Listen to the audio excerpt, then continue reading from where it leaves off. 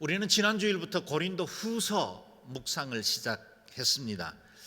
묵상해 나가는 동안 깨닫게 되겠지만 고린도 후서에는 우리가 자주 묵상하며 암송하는 그야말로 주옥 같은 말씀들이 많이 담겨 있습니다. 대표적인 몇 구절만 자막에 소개되었지만 고린도 후서의 은혜와 가치를 깨달을 수 있는 귀한 말씀들입니다. 그러나 이러한 말씀들보다 더 중요한 것은 이 말씀이 주어진 배경을 이해하는 것입니다. 그래야 그 말씀이 가진 의미도 잘 알 수 있기 때문이죠. 그러므로 간단하게 고린도 후서 배경을 지난주의 말씀과 이어서 정리를 해보도록 하겠습니다. 우리가 지난주일에 고린도에 보낸 편지는 4개가 있었다 그랬습니다. 오늘 우리의 성경에 볼 수 있는 고린도에 보낸 편지는 2가지밖에 없습니다. 2번째와 4번째 고린도 전서와 후서뿐입니다. 그러나 그 서신들 사이에 2개의 편지가 보내졌음에 틀림이 없습니다. 사도 바울이 복음을 전하여 고린도 교회를 개척한 이후에 고린도 교회는 음란과 우상 숭배와 은사 문제 여러 가지들로 인해서 혼란을 겪고 있었습니다. 그래서 고린도 전서 보내기 이전 전 편지에서 성도들 가운데 있었던 그 음행에 대해서 강하게 경고하는 말씀이 있었습니다. 그 책망이 이렇습니다. 나는 내 편지에, 이전 편지죠, 여러분에게 음행하는 사람들과 어울리지 말라고 썼습니다. 사도 바울은 음행하는 자들에 대해서 경고하되 그들과 가까이 하지 말라고 그렇게 강한 책망을 했습니다. 아마도 이 일 때문에, 이 일과 직간접적으로 관련되어 있었던 일단의 성도들이 마음이 상처를 받았을 것이고 그것이 불만 세력으로 서서히 자리 잡고 있었던 것 같습니다. 그들이 분열의 단초가 되고 나중에 거짓 교사들이 설거머니 들어와서 사도 바울의 사도권에 대해서 이 일을 제기할 때 누구보다 앞장서서 그 일에 동조한 세력이 되었음에 틀림이 없습니다. 아마도 오늘날 우리들의 교회들 가운데도 분열이 있고 어려움을 겪는 교회들은 거의 다 이 같은 절차로 이루어지는 것을 우리가 보게 됩니다. 바울은 이후에 글로의 집의 사람들을 통해서 고린도 교회의 상황을 자세히 들었고 또 고린도 성도들이 여러 가지 신앙적 질문에 대해서 문의한 것에 대해서 답을 쓰기로 결정합니다. 그것이 오늘 우리가 알고 있는 고린도 전서입니다. 이 편지는 디모데를 통해서 보내졌습니다. 이 편지를 전해주러 갔던 디모데는 단순히 이들이 가지고 있는 신앙적 의문에 답을 주는 것 정도만 역할을 하기로 했는데 가서 보니 고린도 교회 상황이 심각하다는 것을 알게 되었습니다. 그는 곧바로 바울에게 돌아와 에베소에서 지금 고린도 교회가 얼마나 심각한 상황이고 사도 바울의 그 영적 지도력을 공격하고 있는지를 말해주게 됩니다. 이 이야기를 듣고 바울은 한달음에 고린도를 방문합니다. 그리고 그 바울은 고린도 교회의 2번째 방문을 통해서 참으로 마음이 고통스럽고 심한 박탈감에 시달릴 만큼 큰 충격을 받습니다. 거짓 교사들의 가르침에 이들이 미혹되었을 뿐만 아니라 직접 저들에게 이들의 잘못된 교훈들을 바로잡으려고 했더니 바울의 사도권에 이 일을 제기하면서 바울이 전하는 교훈에 귀 기울여 듣지 않았고 다수의 침묵하는 대중들조차도 정확하게 이 일에 대해서 말해주지 못한 채로 거기 휩싸이고 있었다라는 겁니다. 바울과 전도팀이 고린도에 복음을 전하기까지 얼마나 많은 고난과 핍박이 있었습니까?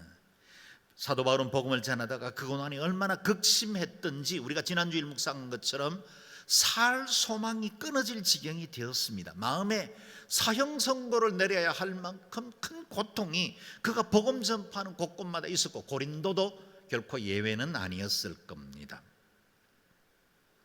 이와 같은 해산하는 고통으로 낳은 교회가 오히려 영적 아비된 바울을 공격하고 비난할 때 그 마음은 그야말로 무너져 내리는 것 같았을 겁니다. 아마도 지금까지 수고한 그 모든 것들 다 허사가 되는 것 아닌가, 하나님의 그 영광스러운 교회가 이방 도시에 세워졌다가 이 같은 거짓에 의해서 무너져 내리는 것 아닌가, 그런 두려움과 염려들이 컸을 겁니다. 그렇게 큰 상처를 안고 고린도를 떠나 에베소에 돌아온 바울은 마음의 큰 눌림과 걱정으로 쓴 눈물의 편지를 써서 디도에게 들려 보냅니다. 이와 같이 고린도 전서와 후서 사이에 쓴 눈물의 편지, 고린도 중서라 그렇게 부를 수 있겠습니다. 편지와 함께 디도를 고린도에 보냈던 바울은 그가 속히 돌아와서 이 편지에 대해서 어떻게 고린도 성도들이 응답하고 그 마음들이 변화되었는지를 듣고 싶은 마음이 간절했습니다. 그러나 시간이 한참 지나도 디도가 돌아오지 않았습니다. 바울은 더 이상 기다리지 못하고 에베소를 떠나 드로아로 이동했지만 그곳에서도 디도를 만나지 못했습니다.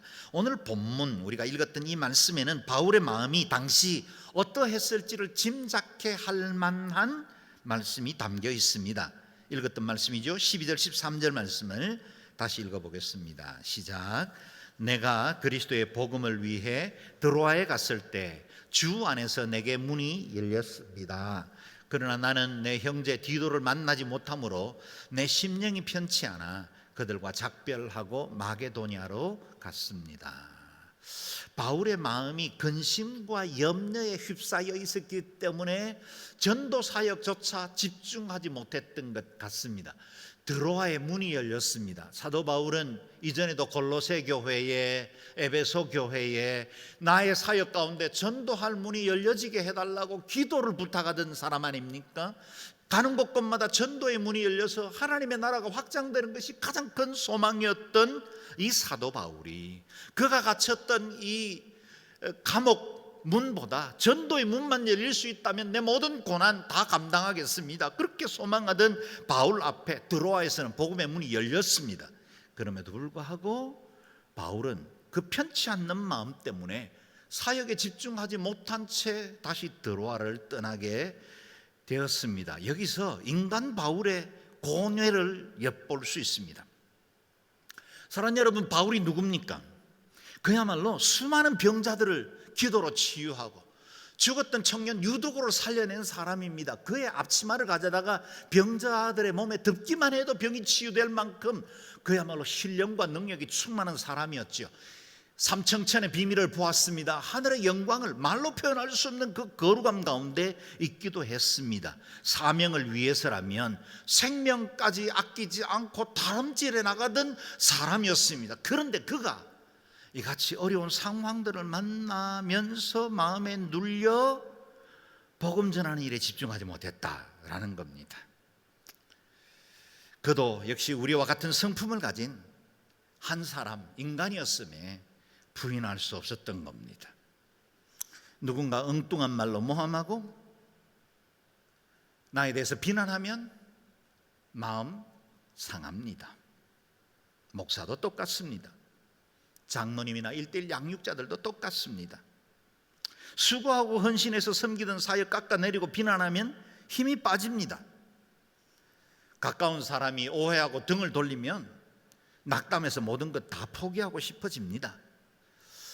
오늘 본문 행간에 드러난, 행간에 비춰지는 이 바울의 마음의 상태를 읽으면서 저와 여러분 공감하며 한편은 위로를 받기도 하지요. 저와 여러분도 교회에서 이와 같은 비슷한 일들 만나죠. 이것 주의 일이라는 것 몰라서가 아닙니다. 그 사람의 개인적인 성품이 문제여서 일으킨 일들도 있다는 것 역시 압니다. 그래도 이런 일 만나고 겪으면 상처받은 마음 주스르기가 힘든 것도 사실입니다. 그러나 여러분 보십시오. 위대한 하나님의 사람 바울이 그 생생한 원복음을 가지고 도착한 드로아는 얼마나 손해를 봤습니까?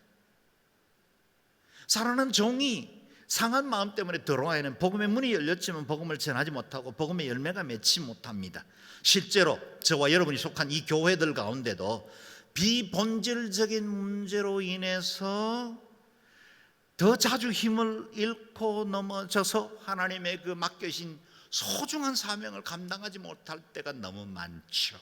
개인의 직분도 그렇습니다. 팀의 사역을 감당하다 보면 또 이런 일들도 만납니다. 그래서 우리가 서로 사랑과 선행을 격려하고 서로를 비난하고 정죄하는 일에 조심해야 합니다. 관계를 잘 이루어야 할 필요들이 있는 것입니다. 바울은 드로아에서 마음을 잡지 못하고 에게해를 건너 마케도니아로 건너갑니다. 유럽의 첫성이었던 빌립보가 있고 데살로니가가 있던 그 지역이죠.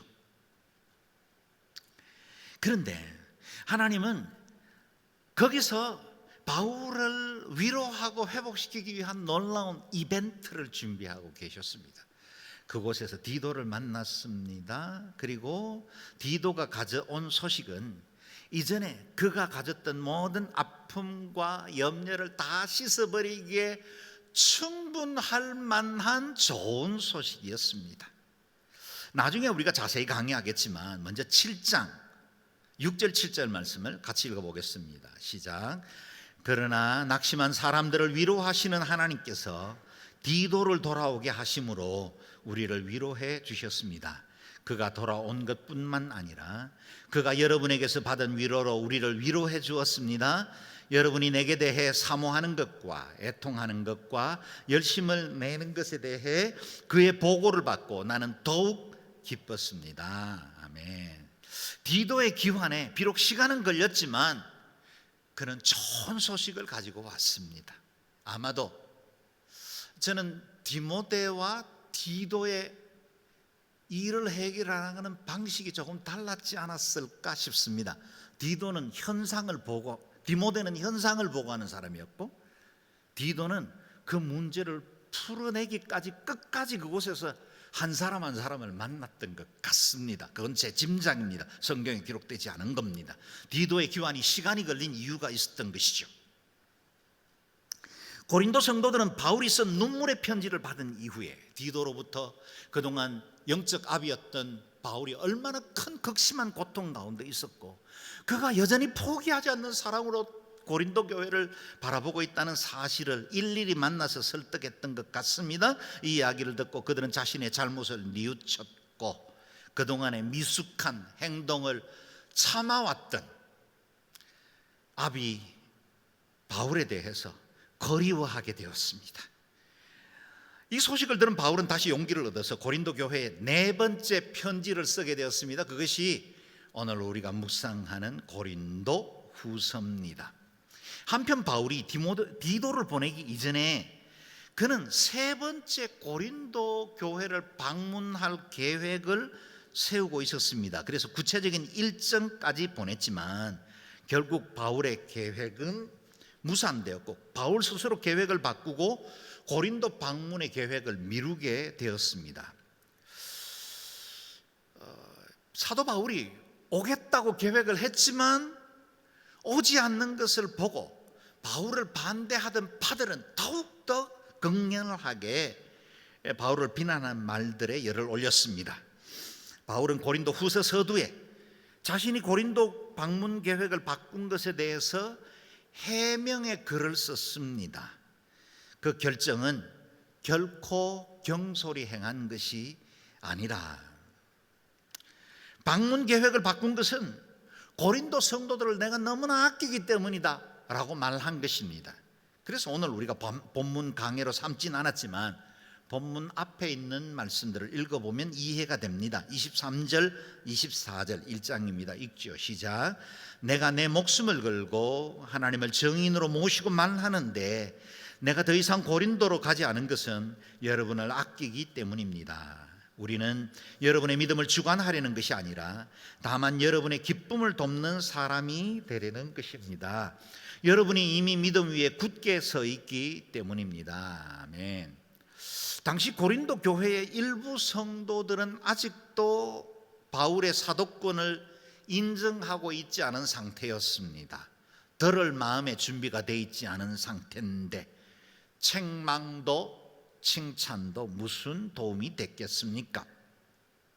또한 음행에 참여한 사람들이 아직 회개하지 않은 상태였으니 바울이 가서 만약 그들을 강하게 책벌했다면 오히려 더 큰 문제를 일으킬 소지도 다분했습니다. 바울 자신도 준비되지 않은 상태로 가면 더 큰 마음의 상처를 안고 돌아올 것이 뻔했습니다. 그래서 바울은 적절한 때가 아니라고 판단했고 하나님의 시간을 기다리며 방문을 연기합니다. 하나님께서 그들의 마음을 준비해 주시기를 기도하면서 쓴 편지가 눈물의 서신이었다라고 말씀드렸는데요. 2장 4절 말씀을 읽어보겠습니다. 시작. 나는 큰 환난과 마음의 고통으로 인해 많은 눈물로 여러분에게 썼습니다.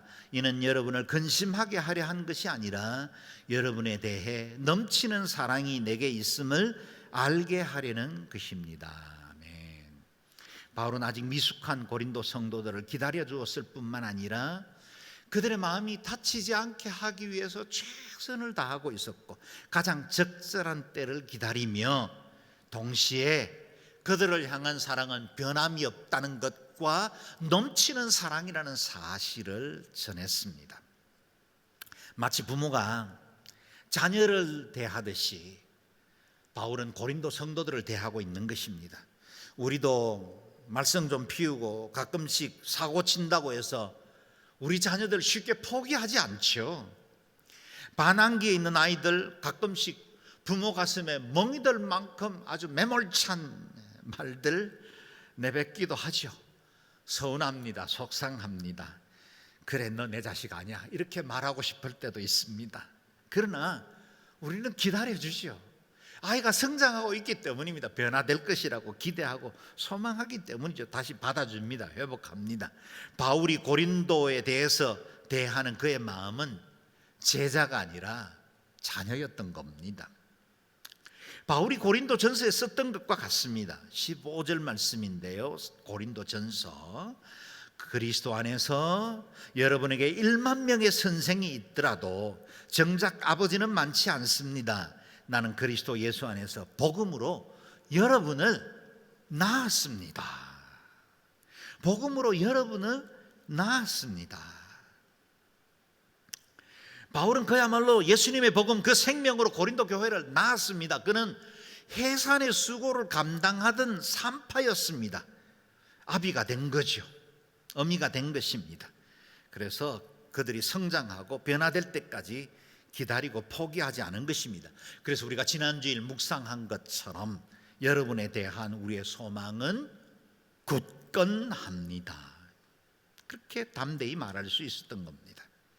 하나님께서 포기하지 않으시면 우리도 포기하면 안 됩니다. 혹 마음 상하고 서운한 일들 만나지요? 교회 공동체라고 어찌 다 완전한 사람들만 모여 있겠습니까? 때로는 부부간에 애도 마음 안 맞을 때 있는데요.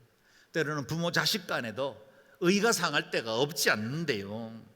당연히 그럴 수 있다고 전제하되 우리가 그리스도의 사랑의 공동체라는 이 중요한 사실을 놓치지 않아야 합니다. 기다려 주어야 합니다. 포기하지 말아야 합니다. 지금 다 이해받지 못하고 설사 죽을 때까지 내 진심이 드러나지 못한 채로 오해가 다 풀리지 않더라도 이 한 가지만은 분명합니다. 선언합니다. 하나님은 다 아십니다. 하나님께서 결국 선을 이루어 가실 겁니다. 우리 하나님은 공의로우신 분이십니다. 선하신 분이십니다. 그분이 이루어 나갈 의를 기대하고 기다리실 수 있기를 바랍니다. 오늘 읽은 본문은 시기적으로 보면 바울이 아직 디도를 만나기 전입니다. 다시 말해 바울은 고린도 교회 소식을 듣지 못한 채로 여전히 마음이 무거운 상태입니다. 그럼에도 불구하고 바울은 자신과 환경이 아니라 내 마음이 아니라 하나님을 바라보기로 결정했습니다. 2차 전도 여행 때 세웠던 교회들 빌립보, 데살로니가, 베레아, 마케도니아 여러 지역을 돌면서 사역을 이어가고 있었습니다.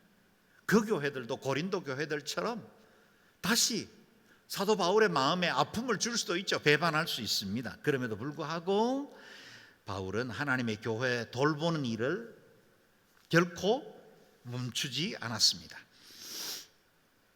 오늘 우리가 읽은 본문은 이런 배경에서 기록된 말씀이기에 더 큰 은혜가 됩니다.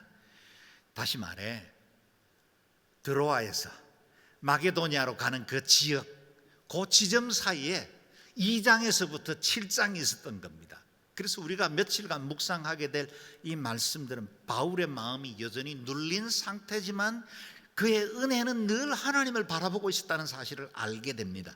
우리도 마음 상하는 일이 없진 않지만, 그래서 아직은 모든 것들이 오해가 풀리고 확실하지 않은 중간기에 있지만 소망을 붙들고 하나님을 견고하게 바라보아야 한다는 사실을 보여주고 있습니다. 오늘 우리가 읽은 본문, 그런 배경에서 기록된 말씀입니다. 14절 말씀 같이 읽겠습니다. 시작. 그러나 우리로 그리스도 안에서 항상 승리하게 하시며 우리를 통해서 모든 장소에서 그리스도를 아는 냄새를 나타낼 수 있게 하시는 하나님께 감사를 드립니다. 아멘. 상황은 어렵고 여전히 문제는 해결되지 않았지만 바울은 하나님께서 이루실 승리를 믿음으로 감사하며 고백하고 있습니다. 바울은 두 가지를 선언하고 있죠. 첫 번째는 하나님은 우리를 그리스도 안에서 항상 승리케 하시는 분이십니다. 두 번째는요, 우리가 있는 모든 곳에서 그리스도를 아는 냄새를 나타내게 하십니다. 사도 바울이 이 말씀을 주셨을 때의 시대적 배경을 이해하면 이 말씀에 담긴 의미를 더 깊이 알 수 있습니다. 사도 바울 당시 로마 제국에서 전쟁에서 이기고 돌아오는 개선군의 프레이드를 떠올려야 합니다.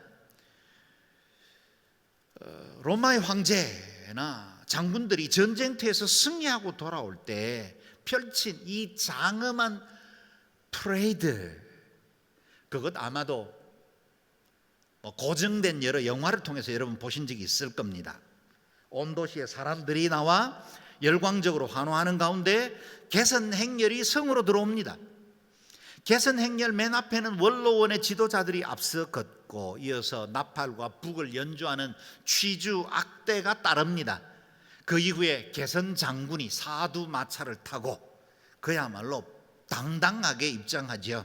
그 뒤로 참전했던 장교들과 병사들이 따르고 그 행렬 뒤쪽에는 마차에 실린 향을 피운 큰 향로들, 당시에 제사장들이 이방 종교지만 향로를 피운 그 향이 따라 들어옵니다. 그 향이 온 성에 퍼지게 되고 그 향내를 맡으면서 군중들은 더욱더 열광의 도가니에 빠집니다. 그 뒤로는 전쟁에 패한 적장들과 포로들이 사슬에 묶인 채 들어오고 전쟁에서 빼앗은 노획물들 실은 마차가 들어오면 그야말로 이 프레이드는 절정에 이릅니다. 사도 바울이 본문에서 언급하는 향, 냄새는 바로 이 개선 행렬 가운데 자욱하게 피어오르던 그 향을 비유하여 설명한 것입니다. 이렇게 개선 행렬에 향을 피우는 이유는 두 가지가 있었다고 합니다.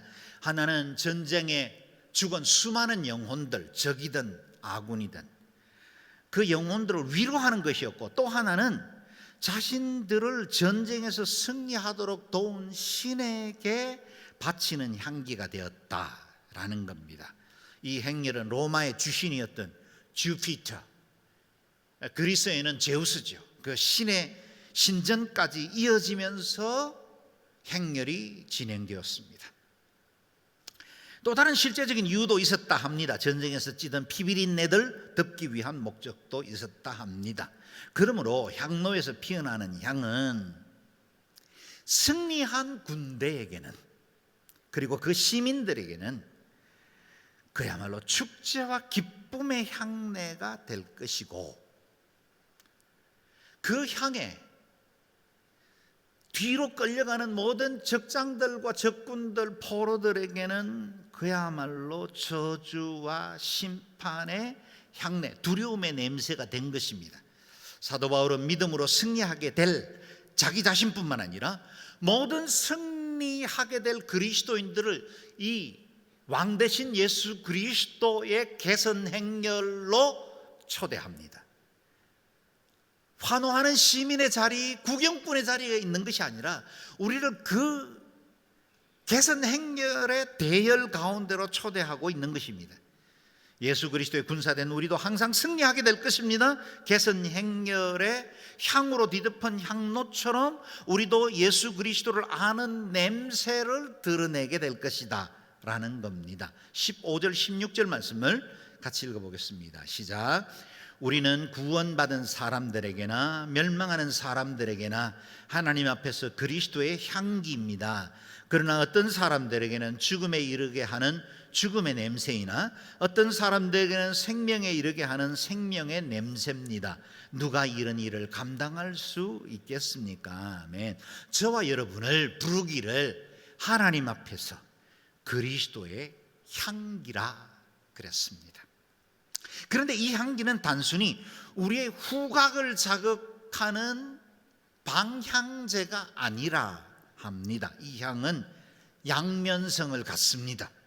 구원받은 사람과 멸망받을 사람들을 분리하는 향기가 됩니다.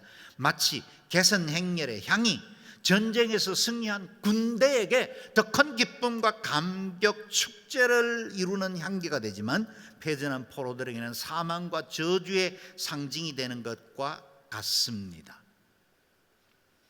마치 유월절 그 밤에 잡은 어린 양의 피 비린내, 피의 냄새가 택함받은 그리스도인들에게는 구원의 향이 되고 이집트의 모든 장자들과 그 가족들에게는 그야말로 죽음의 냄새가 되었던 것과 같습니다. 사랑하는 여러분, 우리는 그리스도를 사랑합니다. 이토록 즐겁게 드리는 예배는 우리가 하나님 앞에 올려드리는 향기로운 제사가 되고 있지만, 그러나 그리스도를 대적하고 복음을 거절하는 사람들에게는 우리의 예배가 아마도 역겨운 냄새가 될 수 있을 겁니다. 오순절에 성령의 불을 받은 베드로와 그 제자들이 거리로 뛰어나가 복음을 외쳤을 때 한편에 수많은 사람들은 형제들아 우리가 어찌할꼬 자기의 가슴을 찢으며 주 앞에 돌아오는 복음의 메시지가 되었습니다. 그런데 한편의 무리 스데반의 설교를 듣고 자신의 귀를 막고 소리를 지르며 일제히 달려들어 돌로 쳐 죽이는 일도 일어났습니다. 베드로의 설교와 스데반의 설교는 동일한 그리스도의 향기였습니다. 그런데 전혀 다른 두 가지의 반응이 나왔죠. 그러므로 십자가는 왼편과 오른편을 분명하게 가릅니다. 사도 바울은 고린도전서 1장에서 분명하게 선언하죠. 십자가의 말씀이 멸망당하는 사람들에게는 어리석은 것이나 구원받는 우리에게는 하나님의 능력입니다. 동일한 십자가의 도가 어떤 자들에게는 죽음의 냄새가 될 것이고 동시에 어떤 사람들에게는 생명의 향기가 되기도 합니다. 저와 여러분이 그리스도의 향기라고 불렀을 때 그것은 여인들이 가장 좋아하는 최고의 향수 프랑스 샤넬 넘버 5를 말하는 게 아닙니다. 그것은 생명을 가르는 향기입니다. 저와 여러분이 가진 이 복음의 향기는 영원한 생명과 저주를 갈라내는 심판의 기준이 됩니다. 그래서 베드로전서의 유명한 말씀들 여러분 기억하실 겁니다. 제가 읽겠습니다. 성경에 기록되기를 보라 내가 택한 보배롭고 여기는 모퉁이 돌을 시온에 둔다. 그를 믿는 사람은 결코 수치를 당하지 않을 것이다 라고 했습니다. 그러므로 믿는 여러분에게는 보배이지만 믿지 않는 사람들에게는 건축자들의 버린 돌이 모퉁이의 머릿돌이 됐다고 했고 또한 거치는 돌과 넘어지는 바위가 됐다고 했습니다. 그것이 그들이 말씀에 순종하지 않음으로 넘어지니 이는 그들이 그렇게 되도록 정하셨기 때문입니다. 예수 그리스도의 향기는 단순히 냄새에 그치지 않고 심판의 돌이 됩니다. 건축자들에게 버림받은 돌이었지만 그 돌을 믿는 사람들에게는 인생의 영혼을 새롭게 지어가는 모퉁이돌, 기초돌이 돼 지금. 반면에 복음을 거절하고 하나님을 대적하는 이들에게는 그 돌이 떨어져 가루로 만드는 심판의 바위가 됩니다. 바울이 전하는 이 복음은 그렇게 두려운 심판의 기준이 되었습니다. 영혼을 가릅니다. 좌와 우를 나누었습니다. 양과 염소를 나누었습니다. 그 향기는 알곡과 쭉정이를 나눕니다. 영벌과 영생을 나눕니다. 그 향기의 절정은 나팔소리, 천사장의 호령소리와 함께 오시는, 다시 오시는 예수 그리스도, 그날에 그 향기가 절정을 이루게 될 것입니다. 그때는 완전히 좌로 우로 나누어지게 될 것입니다. 그 때문에 사도 바울은 우리에게 되묻습니다. 누가 이런 일들을 감당할 수 있겠습니까? 누가 이런 일들을 감당할 수 있겠습니까? 이 어마어마한 향기된 자의 직분 누가 감당할 수 있겠습니까? 저도 여러분에게 동일하게 묻습니다. 누가 이런 일들을 감당할 수 있습니까? 누구십니까? 향기를 가진 예수 그리스도의 향기, 그 구원의 기준을 가진 저와 여러분입니다. 여러분 15절로 다시 돌아가서 보십시오. 우리는 구원받는 사람에게나 멸망받는 사람들에게나 하나님 앞에서 그리스도의 향기입니다. 주와 목적어만 하면 우리는 그리스도의 향기입니다. 그 향기는 어느 누군가 다른 전문적인 직업을 가지고 있는 복음전도자가 아니라 그리스도 예수 안에 거듭난 모든 사람들, 그들이 그리스도의 향기가 되었다고 말씀하고 있습니다. 저와 여러분이 이 놀라운 구원을 가진 향기입니다. 이 향기는 도덕적으로 좀 더 나은 삶을 말하는 게 아닙니다. 대체로 향기라고 말하면 우리는 그 사람의 삶, 인격, 성품에서 나오는 향기라는 용어로 쓰지만, 그래서 좀 더 우아하고 향기롭고 덕스러울 수 있다면 더 좋겠지만, 그리스도의 향기는 결코 사람들에게 칭찬만 받는 성품의 향기가 아닙니다. 그것은 구원을 가르는 향기가 됩니다. 십자가의 향기입니다. 보십시오. 예수 그리스도는 가시밭의 백합화라고 그렇게 비유했습니다. 가시밭의 백합화의 향기가 더욱더 진하게 풍겨 나오려면 동남풍이 불고 서북풍이 불 때 가시에 이리저리 찢기면서 피어나오는 향기입니다. 주님께서 그렇게 십자가를 지심으로 우리에게 드러난 향기가 되셨습니다. 저와 여러분 그리스도인으로 산다는 것은 주님께서 가지신 그 십자가의 길을 함께 걷는다는 뜻이고, 동시에 우리의 헌신과 희생, 수고로 드러내는 향기여야 합니다. 아직도 예수 그리스도를 알지 못하는 사람들에게 나아가는 향기가 되어야 합니다. 마치 향유 옥합을 깨뜨려 그리스도의 장사를 준비한 마리아가 값진 옥합을 깨어 쏟아 부었을 때 그 온 집안에 향내로 가득 채웠던 것 같이, 저와 여러분의 삶은 우리의 삶과 복음으로 세상을 그리스도의 향기로 채워야 합니다. 동시에 교회 안으로 스며드는 세속의 악취를 막아야 합니다. 우리의 오감 중에, 우리가 느끼는 이 오감 중에서 가장 쉽게 환경에 적응하는 것이 후각이랍니다. 곰팡이 쓴 집에 들어갈 때 냄새나지만 10분만 지나보십시오. 깨닫지 못합니다. 승용차 안에 방향제가 있을 때 승차한 이후에 5분 안에 우리는 그 냄새를 인지하지 못하게 됩니다. 코로나19 감염의 증상 중에 하나도 후각 상실이라고 하지 않습니까? 사랑하는 여러분, 묻겠습니다. 여러분의 후각은 정상으로 작동되고 있습니까? 오늘날 우리의 교회 안에도 악취는 존재합니다.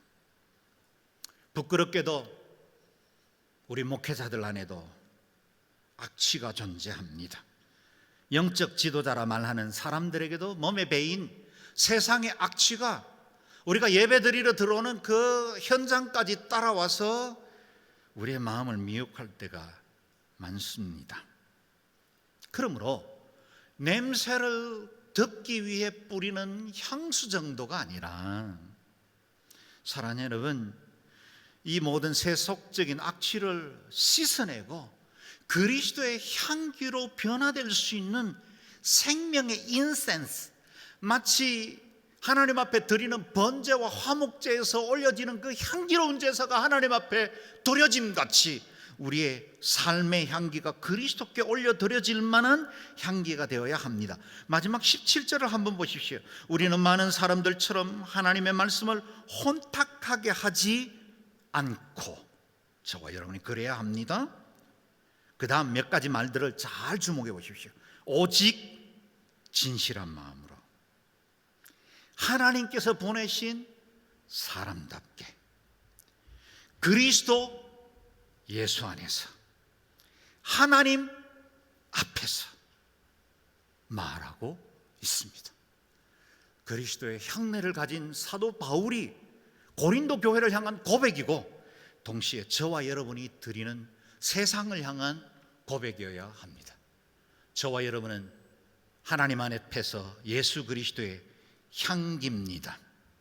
내 몸의 최취가 무엇인지를 묻지 말고 우리의 진정한 향기, 혹 그 향기를 잃어버리고 있는데도 내 후각이 상실되어서 그것조차 깨닫지 못하고 있다면 회복하여 그 향기를 되찾아야 합니다. 세상에 대하여 그리스도의 향기로 살아야 합니다. 교회가 잃어버리고 있는 예수 그리스도의 이 복음, 그 거룩함의 능력, 그 향기를 되찾아야 합니다. 이 코로나19로 모든 것들이 정지된 이 시간이 우리의 향기를 되찾도록, 우리를 희생하고 낮아지고 철저히 우리를 자복시키는, 우리를 불사르는 그런 시간들이 되기를 바랍니다. 여러분은 그리스도의 향기십니다. 기도하겠습니다. 기도할 때 하나님, 우리 속에 죽음의 냄새가 아니라 생명의 향기를 허락하신 것을 감사합니다. 이 향기 가지고 살기를 원합니다. 우리의 가정이 그 향기를 가진 가정이 되게 도와주십시오. 우리 교회가 오랫동안 잃어버린 그 향기, 그 능력, 구원의 복음, 원색 복음을 회복할 수 있는 교회가 되게 도와주십시오.